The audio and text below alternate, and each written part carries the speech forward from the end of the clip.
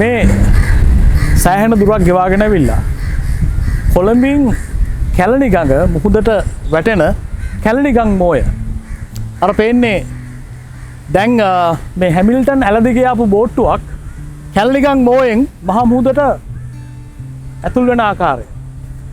මෙතන හරි වැදගත් ස්ථානයක්. එහා පැත්තේ කොළඹ වරාය, ජනාකීර්ණම කොළඹ වපසරිය, මේ ගෙන්දගම් පොළොව, මේ කොළඹ නගරයත් මෙගොඩත් යාවෙන තවත් එක්තරා පාලමක්, කැලණි පාලම් 3ක් තිබෙනවා. පෑලියගොඩ, මේ මට්ටක්කුලිය පාලම, මේ දකුණු අත පැත්තට හැමිල්ටන් ඇල, ඕලන්ද ඇල, හැමිල්ටන් ඇල, මෝඩ ඇල, මේ වගේ ගොඩක් නම් සහ ගොඩක් ඓතිහාසික කතා ප්‍රවෘත්තියක් සැඟවිලා තියෙන, මෑත කාලේ අපි ප්‍රයෝජනයක් ගන්නෙ නැති ඈත ඉතිහාසයේ අපිට ගොඩක් ලොකු ප්‍රයෝජනයක් තිබුණු ඇලක්. ඔබ හිතනවා ඉතින් මොකක්ද මේ කතා කරන්න සූදානම් වෙන්නේ කියලා? අපි කතා කරන්න සූදානම් වෙන්නේ අද ඉඳන් මේ ලංකාව වටේ ඇවිදිමු. සමහර තැන් ගැන, සමහර පුද්ගලයන් ගැන, ලංකාවේ ඉතිහාසය පිළිබඳව, ලංකාවේ සංස්කෘතිය පිළිබඳව, මේ පුංචි ශ්‍රී ලංකාව ඇතුලේ එක කතා, පුංචි ශ්‍රී ලංකාව ඇතුලේ එක තැන් ගැන අපි ඔබත් එක්ක තොරතුරු හොමාරු කරගන්නට බලාපොරොත්තු වෙනවා. ඒකට හොඳම අවකාශය තමයි සමාජ මාධ්‍ය, YouTube අවකාශය, Facebook අවකාශය. ඔබට අපිට හිතෙන හැමදේම එක තැනකට ගොනු කරලා ලෝකෙට මුදා හරින්න අපි මේ YouTube අවකාශය අද ඉඳලා පාවිච්චි කරන්නයි සූදානම් වෙන්නේ. ඒ හින්දා අපි ආරාධනා කරනවා එන්න යන්න අපිත් එක්ක. අපි යමු අද කතා කරන්නේ හැමිල්ටන් ඇල දිගේ.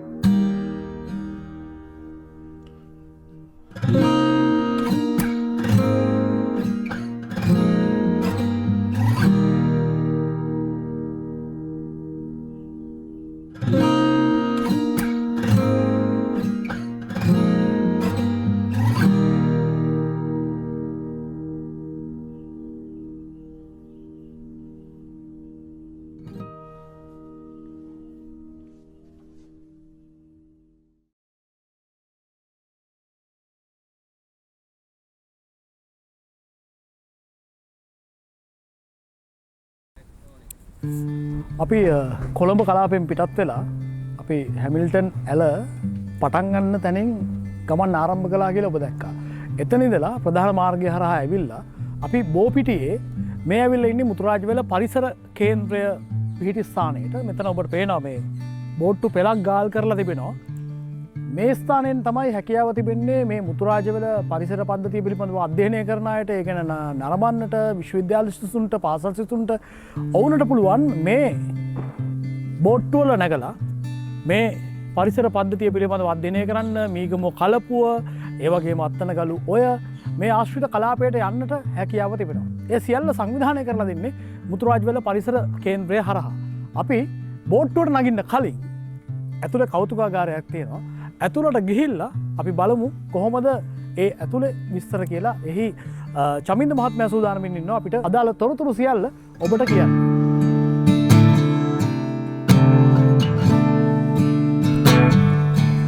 චමින්ද මහත්මයා අයිබෝන්. මේ ඉන්නේ මුතුරාජවල පරිසර කේන්ද්‍රයේ අද දවසේ අපිට සහයෝගය දෙන චමින්ද මහත්මයා. අපි චමින්ද මහත්මයාත් එක්ක ඇතුළට ගිහිල්ලා මෙහි මේ කෞතුකාගාරයටයි අපි ඇතුල් වෙන්නේ. එහි සියලු විස්තර ටික අහලා දැනගමු. මොකද මේක මම අර ආරම්භයේදීම කිව්වේ විශ්වවිද්‍යාල සිසුන්ට, පාසල් සිසුන්ට, මේ ගැන කැමැත්තක් දක්වන අයට, පරිසරවේදීන්ට මේ හැම දෙනාටම මෙහි අධ්‍යයනය කරන්න බොහෝ දේවල් තියෙනවා. ඒ නිසා එන්න ඇතුළට අපි කතා බහ කරමු. මොනවද මේ පරිසර පද්ධතියට අදාළ කඩුලාන පරිසර පද්ධතියේ තියෙන දේවල්, ඒ වගේම මේ මුතුරාජවල සීමාව තුළ ඉගෙන ගන්න, දැන කියා ගන්න මොනවද තියෙන්නේ කියලා ගොඩක් දේවල් දැක බලා ගන්න පුළුවන්කම තියෙනවා. දැන් චමින්ද මහත්තයා අපිට කියලා දෙන්න මේ අපි ඇවිල්ලා ඉන්නේ බොහොම සුවිශේෂී පරිසර කලාපයකට. මම හිතන්නේ මේක ඇත්තටම රැක ගැනීම සඳහා, සංරක්ෂණය කර ගැනීම සඳහා මුතුරාජවල පරිසර කේන්ද්‍රය හැටියට ඔබ ඇතුළු ඔබේ සංගමයේ බොහෝ දෙනෙක් ලොකු වෙහෙසක් මහන්සියක් ගන්නවා. මම හිතන්නේ ඒකට අපි ඇත්තටම මේ පරිසරයට ආදරය කරන හැටියට අපි කෘතඥ වෙන්න ඕනේ. මේ අපේ පළමු හමුවීම මම කැමති මේ පරිසර පද්ධතිය, මේ කලාපය ගැන අපිට එකින් එක විස්තර කරලා දෙන්න පුළුවන් නම්.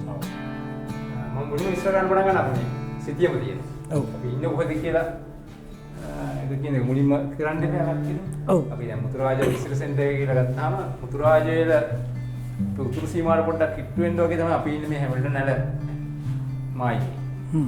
ඒකවල අපි දැන් මුතුරාජයේ මේ සිටියම තියෙනවා, මේ Google ඉංග්‍රීසි සිටියම. ඒක දැන්ට සීමාව වෙනවා කලපුව, මුහුද, කැලණි ගඟ. එතකොට මේ අර කෙරවල පිටිය විදුලි බලාගාර වගේ ප්‍රදේශේ, ආදිවි මාර්ගයේ මේ හරි තමයි ගොඩක් සංරක්ෂිත කලාපයක් වෙන්නේ මේ මුතුරාජයේ අභය භූමි. ඊපස්සේ අපි කලපුව තියෙනවා, වතුරුපල. මේ වගේ දල සිටීමක් තමයි මේ තියෙන්නේ. ඊට අමතරව මම ඉතින් විස්තර කරන්නම් අපිට මේකේ තියෙන පරිසරමය සාධක, තියෙන විවිධත්වය මොනවාද, ඉවර කර්මාන්තය දෙකක් දෙන්නේ දේවල්. අපි තියෙන පොදු පක්ෂීන් ප්‍රමාණයක් ඉන්නවා. දැන් ඉතින් ගොඩක් අය මේ මත්ස්‍ය මත යැපෙන අය, පිටුළු වර්ග, කොක්කු වර්ග, කුස් වර්ග, මේ වගේ දේවල් තියෙනවා. ඊට අමතරව අපි කඩුලාන විශේෂ මොනවද කියලා අපි කරලා දීලා තියෙනවා. දැන් මම පොඩ්ඩක් විස්තර ගන්න දැන් මේ කියන දකින්න තියෙන සත්ත්ව ශාක ප්‍රජා මොනවද කියලා. දැන් අපි මෙතන තියෙනවා මේ කුළු වර්ග, පිටුළු, කුස්සෝ, කොක්කු වර්ග. මේකේ විශේෂත්වය තමයි මේගොල්ලෝ මේ මත්ස්‍ය මත යැපෙන අය. මේ හරි මත්ස්‍ය කහණේ වැඩි. ඒකෝට ඒ අය අනුත් වෙච්ච අය තමයි මේක වැඩි දකින්න පුළුවන්. තවදී කාව වර්ග ඉන්නවා, පැස්තුළු වර්ග ඉන්නවා. මේ වාර්තා තියෙනවා අර මේ ෆිෂින් කැට්, ඒ කියන්නේ හඳුන්දිය කියන එක. ෆිෂින් කැට් කියන නමෙන්ම තියෙනවා අය මේ අර මාළු වල යන තක්ෂේ කියනවා. දැන් ඒගොල්ලෝ පොඩ්ඩක් අර මේ මෙලා දැන් ගොඩක් අර අහුවලා තියෙන්නේ මේ කුකුල් ෆාම් වල. මස් කන්න ආස වෙලා ඒගොල්ලෝ ඒවට දීලා කියන්නේ අර වෙනස් වෙන පරිසරයත් එක්ක ඒගොල්ලෝ වෙනස් වෙලා තියෙනවා. ඉතින් මේ කඩුලාන වර්ග තියෙනවා, මේ මුතුරාජල සමීකුණු කලුකුඩ වෙන්න පුළුවන්. තමතරව අපේ ලංකාවේ ඒකදේශික මත්ස්‍ය වර්ග මෙතන අපේ පෝෂණය දක්වලා තියෙනවා. සමනළු වර්ග ඉන්නවා. මේක පෝෂණ ශාක තියෙනවා. විවිධ පෝෂණ ශාක අනුව සමනළු වර්ග පිටර දාන වර්ග වෙනස් වෙනවා. මේව දකින්න පුළුවන්. මේක නිකන් අර මේ කඩුලාන වල පැතිකඩක් වගේ, අර හරස් කඩක් වගේ තියෙන. දැන් මේ ජලයේ යට ජීවිතය කොහමද, උඩ ජීවිතය කොහමද, ඒ වගේ නිරූපණයක් මෙතන තියෙනවා. මම විස්තර කරන්නේ මේ සාම්ප්‍රදායික අපේ දීවර උපකරණ. දැන් මේක අපේ මේ සමහර දේවල් මේ ඇත්තම උපකරණ අපි අරගෙන ඇවිල්ලා පෙන්නන තියෙනවා මෙතන. සමහර ඒවාට අපි මේ විශාලින්ද අපි පොඩි මොඩල් වගේ පොඩි හදලා තියෙනවා. මේකට කියන කූඩුදල කියලා. මේ සමහරට දැන් අපි දැන් චාරිකාවේදී දකින්නත් පුළුවන් සමහරට දීවර ඒගොල්ලෝ පවුල් පිටින්ම ළමයි එක්කලා මේ එනවා මේ දැල් දාන්න. සමහර අපිට වීඩියෝ බලන්න පුළුවන් මේ ඉස්සරහට. ඉතින් මේකේ තියෙන්නේ මේ යම්සි ප්‍රමාණයකට දැන් මේ වගේ සාමාන්‍ය තුමුණක් විතර ලොකුයි මේක ඇත්ත එක. මේක සාමාන්‍ය මීටරයක් දෙකක් විතර උසට හදලා මේක තියෙන නිකන් අර මේ වතුරලා නිකන් බාධකයක් ඉදිරි කරලා වගේ තියෙන්නේ මෙතන. ඉතින් එන විශේෂයෙන් ඉස්සුවල් වලට තමයි මේක තියෙන මල් ඉස්සුව කියලා පොඩි ඉස්සුවල් වෙනවා. ඉතින් මේ ඉස්සුව එලා මෙතනින් අරා යන්න බැරුව ගියාම ඒගොල්ලෝ මේ ඇතුළට යන්න හදනවා. ඉතින් මේ කූඩු වගේ තමයි තියෙන. සාමාන්‍ය මේ මෙතන පෙන්නලා තියෙන කූඩු දෙකක් සමාන 3ක් 4ක් වගේ තියෙන්න පුළුවන්.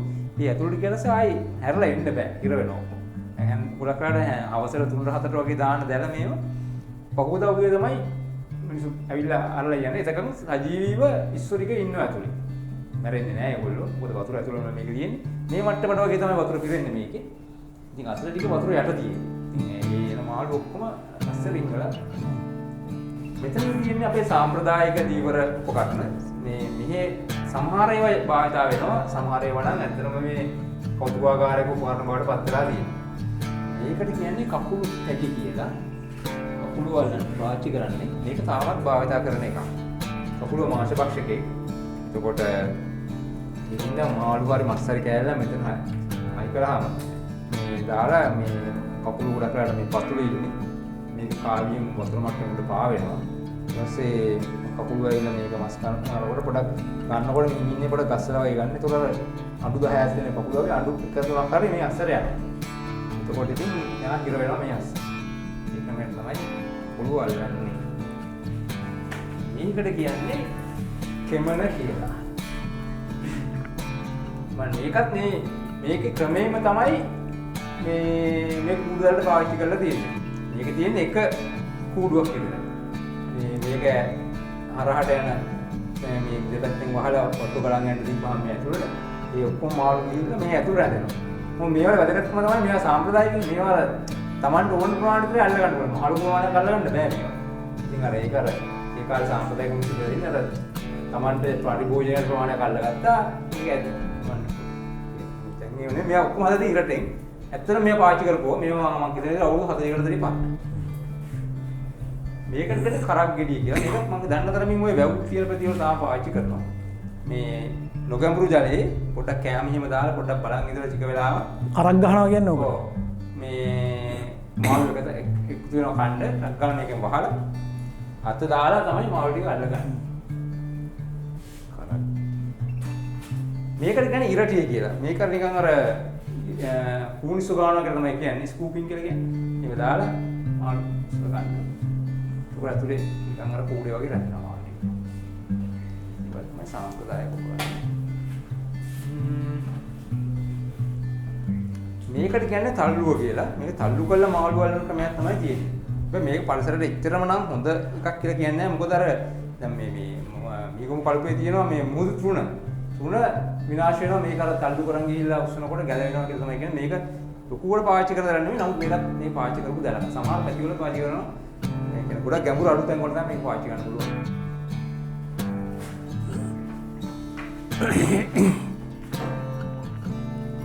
මේකට කියන අතංගුව කියලා. මේක ඉතින් අර මාළු අල්ලලා ගන්න ඒ දැල් වලින් ගන්න දෙයක් අර ලොකු මොද වගේ ලොකු මාළු වුණා අපිට පාලනය කරන්න අමාරු වුණාම මේකට දාගලා දැලෙන් අර විතර අවුන මාළු බීම ටක් ගාලා දාන්න දැන් කඩාගෙන යනවා.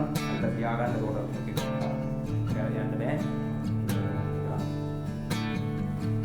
මේක ඉතින් සාම්ප්‍රදායික රාත්‍රියට පාවිච්චි කරන පන්දම. මේක නිමු තෙල් වලින් පත්තු කරන එකක්. මේක ඉතින් රැට මාළු වලනකොට අනිවාර්යෙන් අවශ්‍යයි. මේවා නම් අපේ තියෙන මේ ආකෘති නිර්මාණ නේද? ඊවල බෝට්ටු වල මේක ඔරුවයි කොල්ලෑවයි. වෙනසකට තියෙන්නේ. මේවට කියන වල්ලම කියලා මේ එක එක විදියට හදනවා එක එක දැන් ලංකාවේ තැන් තැන් වල වෙනස් වෙනවා මේක. ඊට අමතරව තියෙනවා මේ ඔරුව වගේ දෙක තියෙන එකට කියනවා අඟුල කියලා. දැන් නවීන ක්‍රමානුව මිනිස්සු මේක සාමාන්‍ය හබල් ගන්න තියෙන්නේ. මේ නමුත් දැන් නම් මිනිස්සු ගොඩක් කාට පාවිච්චි කරනවා මේ එන්ජින් එක උත් හයි කරලා ඉතින් හයි කරලා තියෙනවා. මේක වෙනස් වෙලා ඉස්සර හබල් ගගා මේ ගොඩාක් වෙලා යනකොට කාලේ ඉතුරු කරගෙන මන්න මාල් ටික ඉක්ුණු ගන්න ඉන්න පුළුවන්. මන්න මාල් වල යන්න පුළුවන්. ඒ මාල් වල මේ තත්ත්වය ආරක්ෂා වෙලා හරි මේ තියෙන්නේ සාම්ප්‍රදායික අපි දැකපු ආකෘති නිර්මාණ අපේ මුහුදු කර්මාන්තය දීවර කර්මාන්තය ආශ්‍රිතව දැන් අපි යන්න සූදානම් වෙන්නේ චමින්ද මහත්මයාත් එක්ක කෙලින්ම හැමිල්ටන් ඇලේ මේ මුතුරාජවැල පරිසර කේන්ද්‍රය මගින් ක්‍රියාත්මක කරන බෝට්ටු සවාරියක් තියෙනවා චමින්ද මහත්මයා නේද? ඔබේ ආයතනය මගින්. අපි මේ බෝට්ටුවකට නැගලා බෝට්ටුවෙන් හැමිල්ටන් ඇල ඔස්සේ මීගමු කලපුවට එතනින් එහාට මුතුරාජවැල පරිසර පද්ධතියට යන්නයි සූදානම් වෙන්නේ. මේක ඔබට අලුත් අත්දැකීමක් වෙයි. එහෙමනම් අපිත් එක්ක එන්න යන්න හැමිල්ටන් ඇල දිගේ අපි සංචාරයකට සූදානම් වෙමු.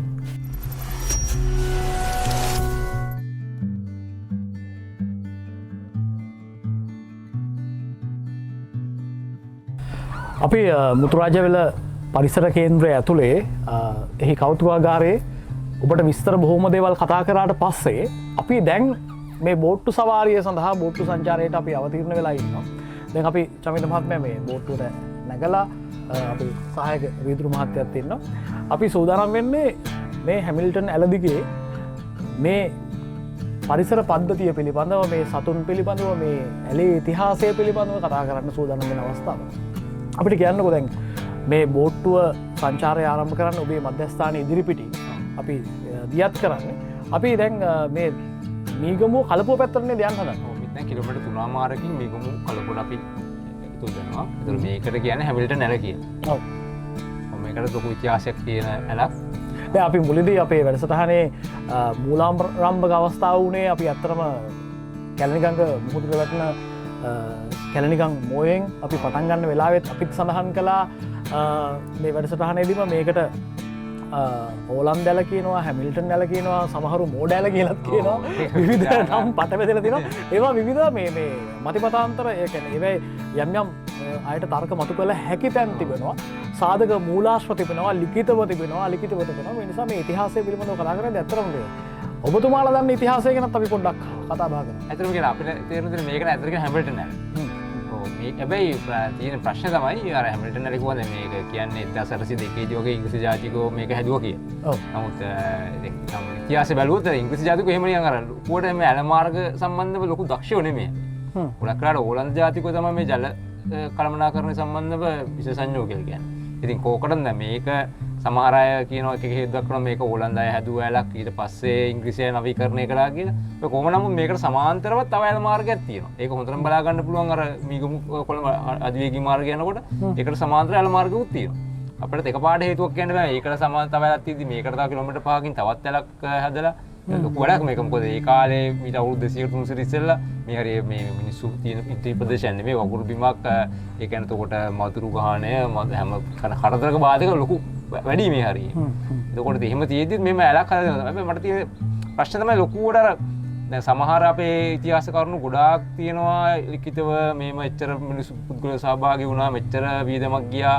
දැන් උදාහරණයක් විදිහට අනුරාධපුර යුගයේ සමහර නිර්මාණ ගැන ලොකු විස්තරයක් තියෙනවා. නමුත් මේ අවුරුදු 200ක වගේ එකක් ගැන මේ වගේ ලොකු විස්තරයක් අපිට තාම එහෙම මොන ගහන්නේ නැතික ප්‍රශ්නයක්.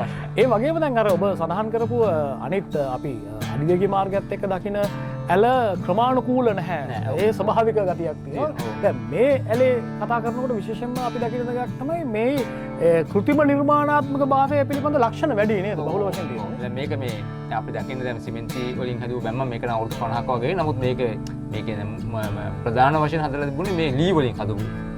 ක්‍රමානුකූලව ලී හයි කරලා එතකොට ලෑලි වලින් මේ අර ඊර කැඩෙන්නේ නැති වෙන්න ඒ වගේ ක්‍රමානුකූලව හදපු බැම්මක් මේකට තිබුණා. හොඳයි. අපි ක්‍රමක්‍රමයෙන් මේ ඇලදිගේ ඉස්සරහට යන්නයි දැන් සූදානම් වෙන්නේ. අපි යන අතරතුර කතා කරමු.